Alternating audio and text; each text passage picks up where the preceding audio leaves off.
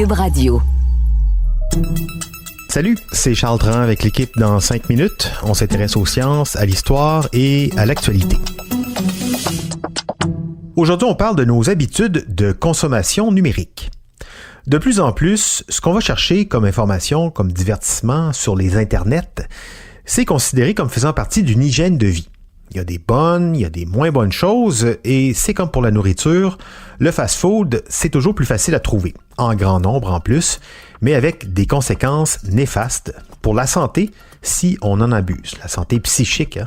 La consommation de contenu, nos habitudes sur les réseaux sociaux, comment en faire un usage bénéfique pour ce qu'on pourrait appeler avoir une bonne santé numérique. Voici Élise Jeté. J'ai regardé le documentaire de Social Dilemma sur Netflix. Le réalisateur Jeff Orlovsky explore l'effet des téléphones intelligents et des réseaux sociaux sur le comportement humain. When you go to Google and type in climate change is, you're going to see different results depending on where you live and the particular things that Google knows about your interests. That's not by accident, that's a design technique. Il y a quelque chose comme une mise en garde dans ce film-là. On fait des dramatisations avec des jeunes qui font défiler les informations de réseaux sociaux sur leur téléphone à longueur de journée.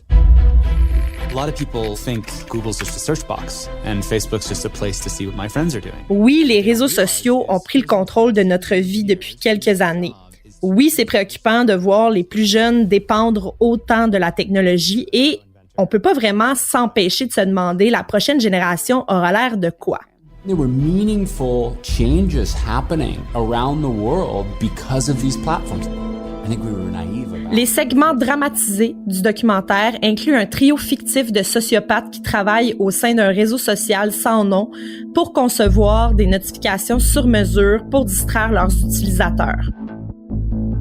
Ils montrent une famille super angoissée qui ne réussit pas à faire ranger le téléphone des enfants durant les repas. C'est super dramatique. Le film semble vouloir tenir Facebook responsable de tous les changements que la société a subis depuis que ça existe. Mais la société change et elle aurait changé même sans Facebook. Ce qui est vraiment troublant, c'est comment le film nous présente les algorithmes.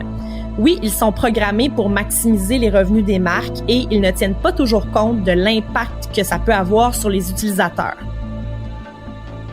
Dans le documentaire, on parle de risques de guerre civile et de l'impact de Facebook sur le taux de suicide. Ça va loin. Nessem Ertan, qui est une ancienne planificatrice stratégique, s'est reconvertie dans les sciences cognitives et comportementales. Elle pose un regard sur nos habitudes numériques dans un article publié sur le site français Uzbek Erika. Elle fait un parallèle intéressant entre nos habitudes alimentaires et de santé et notre consommation numérique. Tout comme on est de plus en plus conscientisé sur l'alimentation, on est également de plus en plus sensible à l'impact de l'Internet sur notre conception du monde.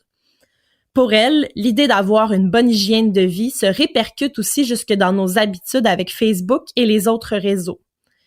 Si on sait que manger des légumes, c'est bon pour la santé, on sait aussi qu'il faut doser notre consommation de fils d'actualité, de notifications et d'autres informations qui nous pleuvent dessus à longueur de journée.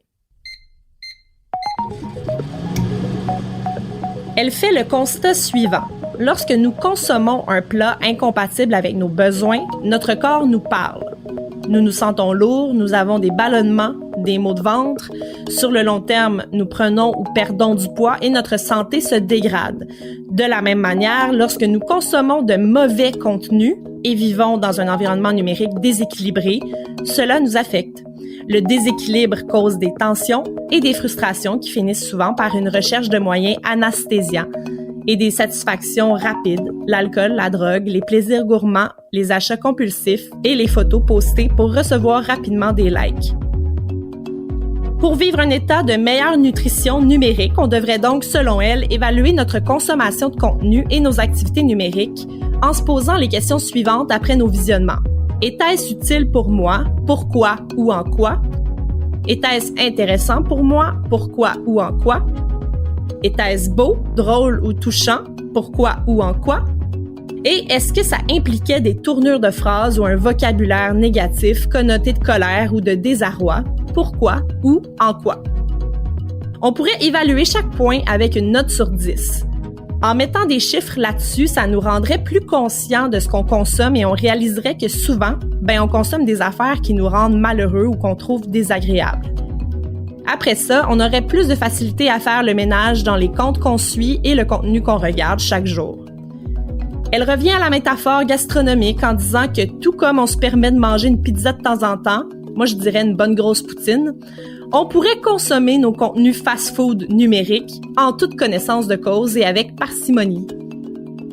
On sait plus ou moins quels critères sont à prendre en compte pour ne consommer que des contenus doux pour notre âme. Et si tout le monde le fait, peut-être que ça va faire planter des systèmes économiques qui dépendent de notre intérêt envers des contenus précis. Dans le documentaire Social Dilemma, on nous rappelle souvent que si le produit est gratuit, c'est que le produit, c'est nous.